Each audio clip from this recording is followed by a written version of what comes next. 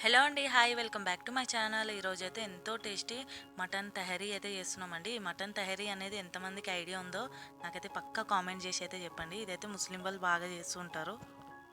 ఈరోజైతే మనం మటన్ తహరీ ఎలా చేసుకోవాలో చూసేద్దామండి. మనకి మిర్చిగా సాలానికి, రైతాలోకి చాలా బాగుంటుంది. పక్కా మీరు కూడా చూసి మీకు నచ్చితే మీరు కూడా పక్కా ట్రై చేయండి. ఇప్పుడైతే వీడియోలోకి వెళ్ళిపోదాం. ఫస్ట్ అయితే మనము బాస్మతి రైస్ అనేది 2 గ్లాస్ తీసుకోవాలండి. తీసుకొని హాఫ్ అన్ అవర్ మంచిగా నీట్గా వాష్ చేసి హాఫ్ అన్ అవర్ నానబెట్టేసుకోవాలి. ఇలా నానబెట్టేసి పక్కకు పెట్టేద్దాం. నెక్స్ట్ ఇలా ఒక కుక్కర్లో మనము ఒక హాఫ్ కేజీ మటన్ అయితే తీసుకున్నామండి. హాఫ్ కేజీ మటన్ ఇలా నీట్గా వాష్ చేసి కుక్కర్లో వేసేసుకోవాలి. అందులో ఒక హాఫ్ టేబుల్ స్పూన్ అల్లం పేస్టు, ఒక హాఫ్ టేబుల్ స్పూన్ కారం, కొంచెం పసుపు, తగినంత ఉప్పు. ఉప్పు కూడా ఒక హాఫ్ టేబుల్ స్పూన్ అయితే వేసుకోవాలి. మళ్ళీ వేసుకుంటాం కదా. ఇవన్నీ వేసుకొని వాటర్ వేసి అయితే మనము విజిల్స్ పెట్టేసేయాలి. ఒక 6 విజిల్స్ వచ్చే వరకు అయితే పెట్టేసుకోవాలి. మనం మటన్ ఉడకబెట్టేసుకోవాలి ఫస్ట్.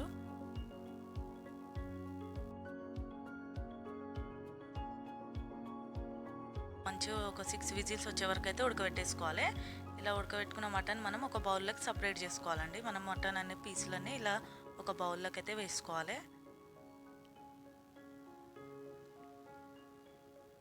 ఇలా వేసుకొని మొత్తము వాటర్ అనేది పక్కకు పెట్టుకోవాలి. ఆ వాటర్ మనకు అవసరం కదా, వాటర్ కూడా సపరేట్ పెట్టేసుకోవాలి. ఇక్కడైతే ఒక 4-5 టేబుల్ స్పూన్ అలా ఆయిల్ వేసుకోవాలి. ఆయిల్ కొంచెం ఎక్కువనే వేసుకోవాలి.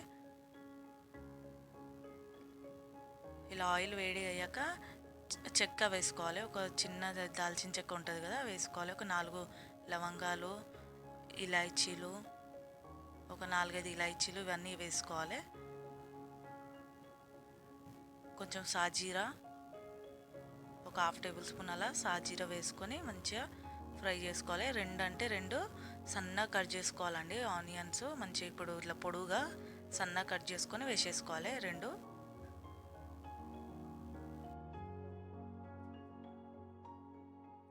ఇలా ఆనియన్ వేసినాక ఇలా ఒకసారి కలుపుకున్నాక మనం ఇప్పుడు ఒక హాఫ్ టేబుల్ స్పూన్ అలా పసుపు వేసుకోవాలి.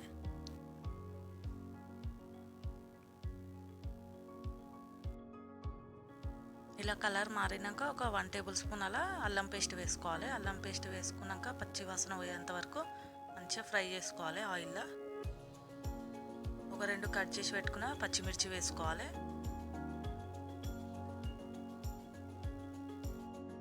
ఒక 2 టమాటాలు కూడా కట్ చేసి వేసేసుకోవాలి. ఇప్పుడు మంచిగా టమాటా, ఉల్లిగడ్డ, పచ్చిమిర్చి ఇవన్నీ మంచిగా ఆయిల్లో ఫ్రై చేసుకోవాలి. ఇక్కడైతే ఇప్పుడు కారం వేసుకోవాలి. మనం కారం చూసి వేసుకోవాలండి, ఎందుకంటే మనం మటన్ ఉడకబెట్టేటప్పుడు కూడా కారం వేసినాం కదా, ఇక్కడ పచ్చిమిర్చి కూడా వేసినాం. అందుకనే నేనైతే ఒక 1 టేబుల్ స్పూన్ అలా కారం అయితే వేసినాం. మీ ఇష్టం, మీకు ఎంత కావాలంటే అంత ఇక్కడైతే వేసుకోవాలి కారం. ఇప్పుడైతే ఒక కప్పు పెరుగు వేసుకోవాలి. ఇలా పెరుగు వేసుకొని మంచిగా కలుపుకోవాలి. మనకు ఆయిల్ పైకి వచ్చే వరకు అయితే మనం ఉడకబెట్టేసుకోవాలి.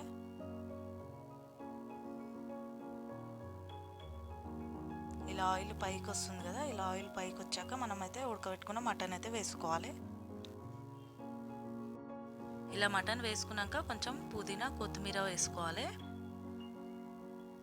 ఇక్కడైతే చిన్న మెంతం ఉంటుంది కదా, మెంతం కూర చిన్నదైతే పిడికెడు వేసుకోవాలండి. దీనివల్ల ఫ్లేవర్ చాలా బాగుంటుంది. ఇదైతే పక్కా వేసుకోవాలి. ఇలా మంచిగా కలుపుకోవాలి. ఇప్పుడు వేసుకున్నాక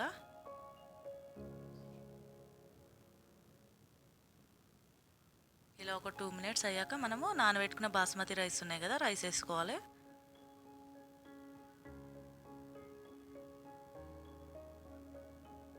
ఇలా రైస్ వేసుకున్నాక కలుపుకోవాలి ఒకసారి.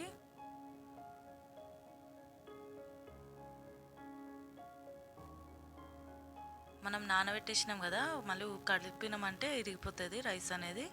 చూసి స్లోగా కలుపుకోవాలి. మనం మటన్ ఉడకబెట్టిన వాటర్ ఉంటాయి కదా, అవైతే నాకు 1.5 గ్లాస్ అయితే వచ్చినాయండి. ఆ వాటర్ అయితే వేసేసుకోవాలి. ఇలా వేసుకున్నాక మళ్ళీ ఒక గ్లాస్ అయితే హాట్ వాటర్ కూడా వేసుకోవాలి. అంటే నేను 2 గ్లాసులకి 2.5 గ్లాసులు అయితే వాటర్ వేసుకున్నాము. నానబెట్టినాం కదా బియ్యము, మనం ఎక్కువ వేస్తే మెత్తగా అయిపోతుంది. మళ్ళీ ఒక వేడి నీళ్ళు అయితే ఒక గ్లాస్ అయితే వేసుకున్నాం. అదే టోటల్గా 2.5 గ్లాసులు అయితే వాటర్ వేసుకోవాలి. ఇప్పుడైతే ఉప్పు గిట్టంగా సరిపోకపోతే ఇక్కడ యూజ్ చేసుకోవాలి. కొంచెం నిమ్మకాయ కూడా పిండేసేయాలి. మూత పెట్టేసి ఒక 5 మినిట్స్ మాత్రం హై ఫ్లేమ్ మీద పెట్టుకోవాలి. మళ్ళీ ఒక 10 మినిట్స్ మీడియం ఫ్లేమ్ మీద పెట్టేసి రైస్ అనేది కుక్ చేసేసుకోవాలి. మంచిగా ఉడికిపోతుందండి, పర్ఫెక్ట్గా ఉడికిపోతుంది. ఇక్కడ చూసారు కదా, ఇప్పుడైతే మొత్తం మీడియం ఫ్లేమ్ మీద పెట్టేసి దమ్ముగా అయితే ఇచ్చేసేయాలి రైస్కి. రైస్ 15 మినిట్స్ అయ్యాక నేను మళ్ళీ ఒక 5 మినిట్స్ వదిలేసి మీకైతే చూపిస్తున్నా. అప్పటిదప్పుడే తీయొద్దు కదా. ఇక్కడైతే చూపిస్తున్నా కదా, రైస్ అయితే మంచిగా ఉడికిపోయింది, రెడీ అయిపోయిందండి. ఇలా ఒక బౌల్లోకి అయితే సర్వ్ చేసుకోవాలి. ఇక్కడైతే రెడీ అయిపోయిందండి, ఎంతో టేస్టీ హైదరాబాదీ మటన్ తహరీ అయితే రెడీ అయిపోయింది. ఇదైతే టేస్ట్ మాత్రం సూపర్ ఉంది. మనకి పులావ్ లేక అట్లా అనుకుంటారు కానీ అసలు అట్లా ఉండదు. మనకి పులావ్కి మటన్ తహరీకి చాలా డిఫరెంట్ అండి. దీని టేస్ట్ దానికే, దీని టేస్ట్ అయితే అదిరిపోయింది నిజంగా. మీరు కూడా ఇంట్లో ఎవరైనా గెస్ట్ గిటం వచ్చినప్పుడు అప్పటిదప్పుడు జర స్పెషల్గా ఏమైనా వండాలనుకుంటే ఇలా అయితే ట్రై చేయండి, చాలా బాగుంటుంది. ఎంత టేస్ట్ అయితే చాలా బాగుంది. నేను అందుకనే మీకు మరీ చెప్తున్నా. మీకు వీడియో పూర్తిగా అర్థమైంది అని అనుకుంటున్నా. నచ్చితే మీరు కూడా పక్కా ట్రై చేయండి. ఈ మిర్చి కసాలంతో రైతాతోనైతే సర్వ్ చేసుకోవాలి, చాలా బాగుంటుంది. ఓకే అండి, చూశారు కదా నేను చేసిన మటన్ తహరీ. నచ్చిందా? నచ్చితే మీరు కూడా పక్కా ట్రై చేయండి. మరొక మంచి రెసిపీతో కలుద్దామండి. బాయ్.